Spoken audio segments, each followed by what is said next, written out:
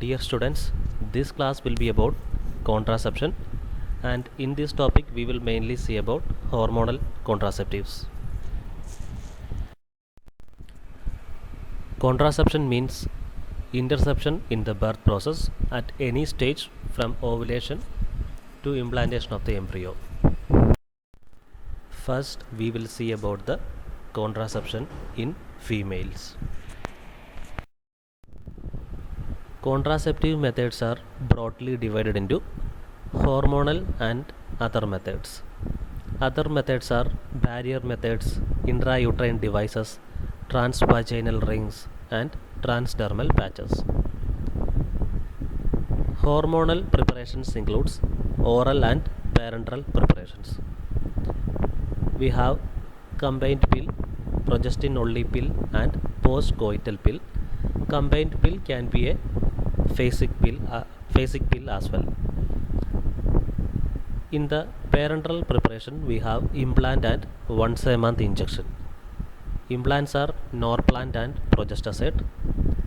Once a month injections are depot medroxyprogesterone acetate and norethindrone enanthate.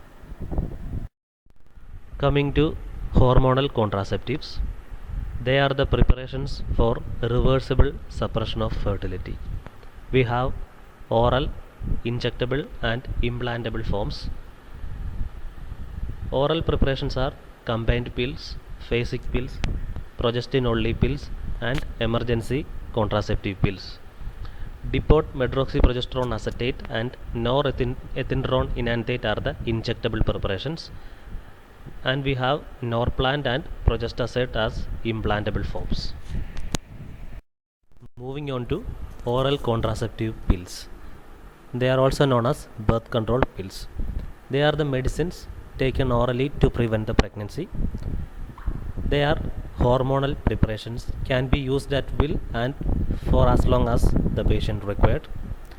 Can be used with almost 100% confidence, and there will be complete return of fertility on discontinuation. They are efficacious, convenient, they are affordable, and practically these drugs are very safe.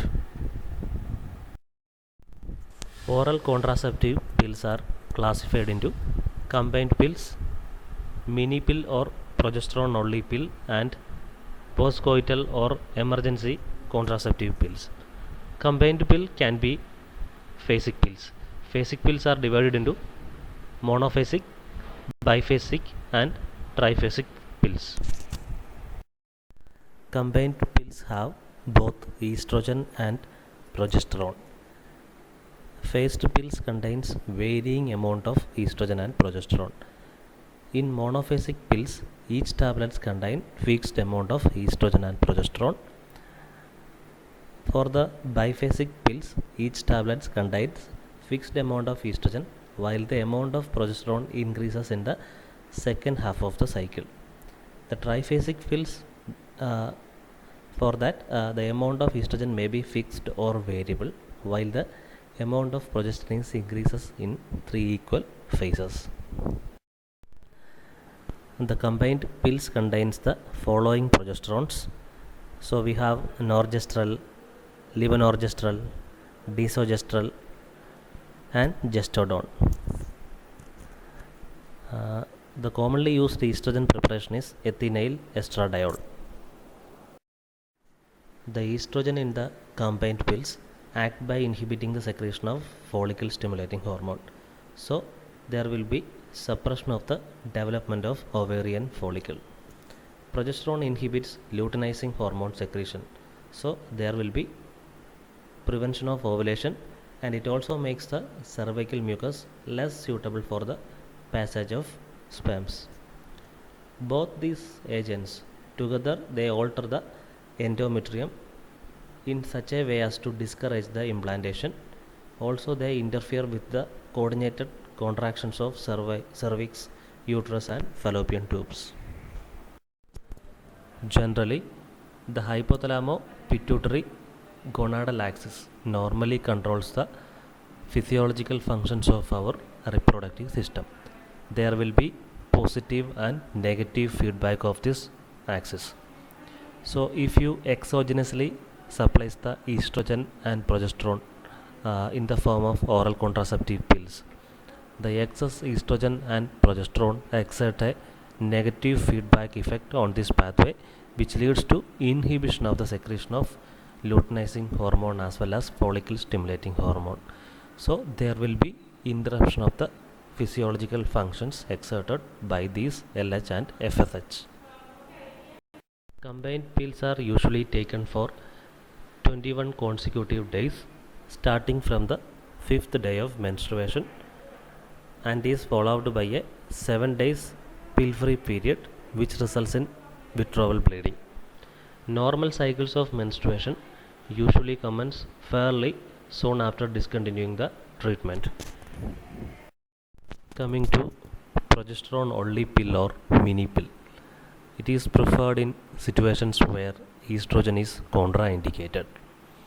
The usual preparations are norethindrone 350 microgram or norgestrel 75 microgram. It places the endometrium prematurely to the secretory phase. It also increases the viscosity of cervical mucus, which makes sperm penetration difficult. Next, we have post-coital or emergency contraception. This method is reserved for unexpected or accidental exposures. We have different options here.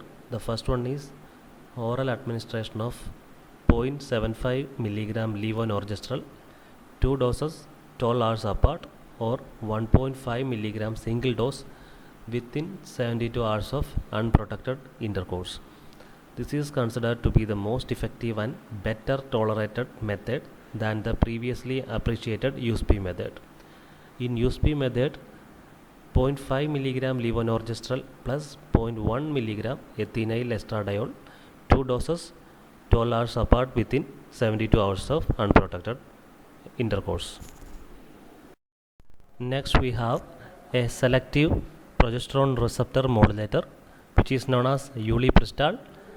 30 milligram single dose should be taken within 120 hours of sexual intercourse. It's a well tolerated drug and is found to be very effective when compared to the levonorgestrel regimen. The third option is mifepristone. 600 milligram single dose should be taken within 72 hours of intercourse, and this regimen is famous in Europe and China. Coming to injectable contraceptives, only the long-acting progesterone injections are in use now. They are given intramuscularly as oily solutions. We have two preparations. First is depot medroxyprogesterone acetate given 150 milligram intramuscularly at 3 months interval, and the second drug is norethindrone enanthate 200 milligram at 2 months interval. And the major drawback associated is complete disruption of the menstrual bleeding pattern or total amenorrhea, and this drawback is more common with DMPA. Next, we have implants. These are a type of drug delivery systems implanted under the skin. Drug is released slowly over a period of 1 to 5 years. Implants can be biodegradable or non-biodegradable. We have Norplant and Progestasert.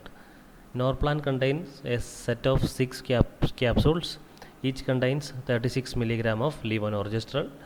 Progestasert is an intrauterine insert and contains 52 mg of levonorgestrel. Transdermal contraceptives. A transdermal patch containing estrogen and progesterone applied once weekly for 3 weeks and followed by a 1 week gap, and this contraceptives is available in some countries. Moving on to adverse effects of contraceptives. First is certain non-serious side effects.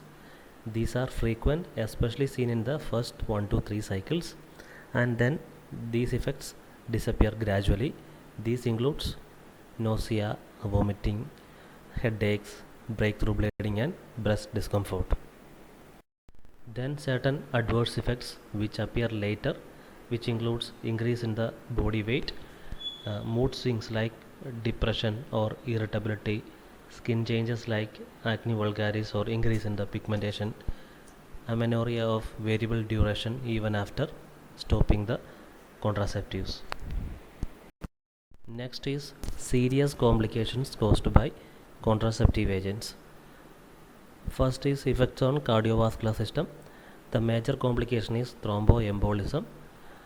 Contraceptives leads to leg vein thrombosis, which results in pulmonary embolism.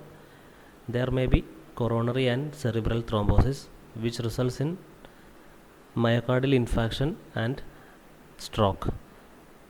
The estrogen content in the contraceptives is the reason behind the venous thromboembolism, while both estrogen and progesterone are blamed for arterial thrombosis.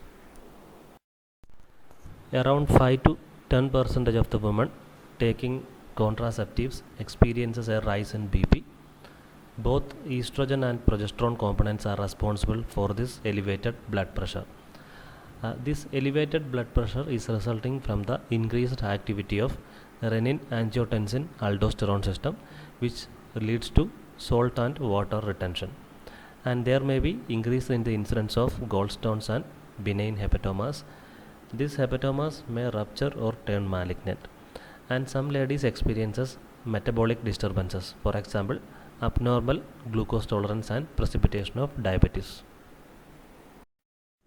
Coming to the contraindications, there are certain absolute and relative contraindications. First is absolute contraindications. History of coronary artery disease or cerebrovascular disease or thromboembolic disease in the past is an absolute contraindication. Then moderate to severe hypertension, active liver disease, hepatoma, or history of jaundice in the past pregnancy, suspect or overt malignancy of genitals or breast, porphyria, then impending major surgeries. These are the absolute contraindications. And the relative contraindications includes diabetes, obesity, smoking, uterine fibroids, undiagnosed vaginal bleeding, mild hypertension, migraine, as well as gallbladder disease. Coming to the few interactions of these contraceptives, these drugs are metabolized by hepatic cytochrome P450 enzymes. So contraceptive failure can occur if contraceptives are used along with enzyme inducers like rifampicin, ritonavir, carbamazepine, phenytoin, phenobarbital, griseofulvin, etc.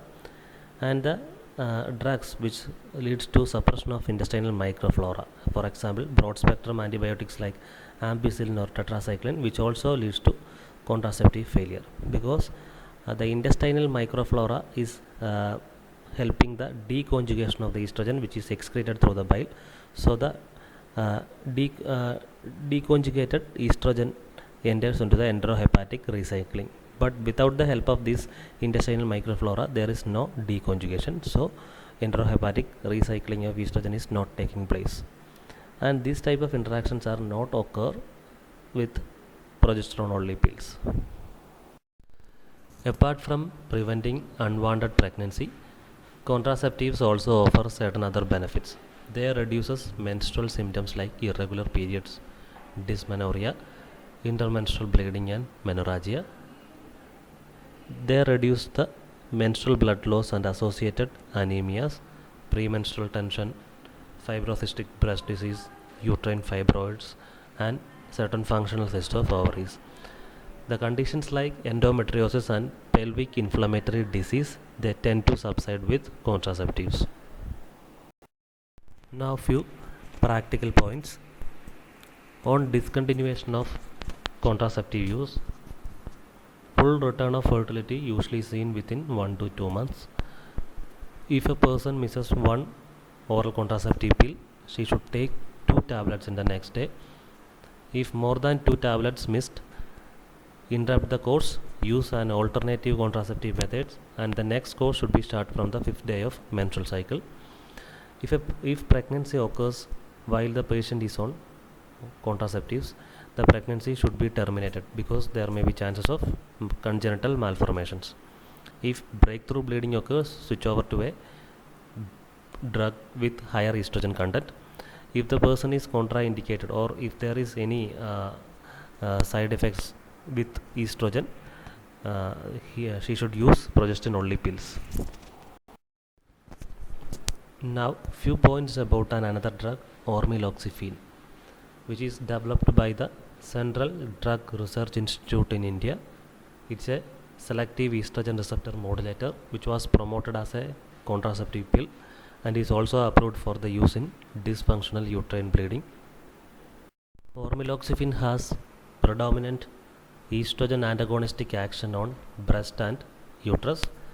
It suppresses the endometrial proliferation. This ormiloxifin causes uteroembryonic asynchrony and failure of the implantation. So both these leads to contraceptive action. This drug has a T-half of around 1 week. Ormiloxifin is used in a dose of 30 mg twice a week for 12 weeks and then once a week for as long as you required. The fertility usually returns few months after stoppage of the therapy. It leads to nausea, headache, fluid retention, weight gain, rise in blood pressure, and prolongation of menstrual cycles. Now, few important points about male contraception.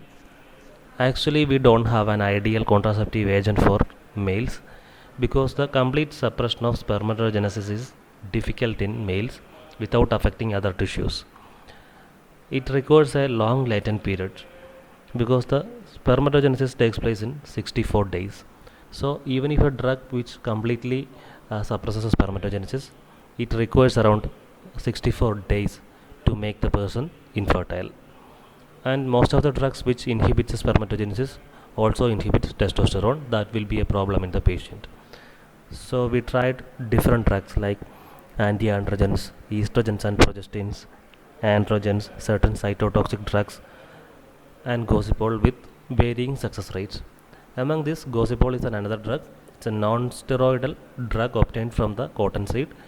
It inhibits the spermatogenesis and also it reduces the sperm motility. But this drug produces hypokalemia, edema, and diarrhea.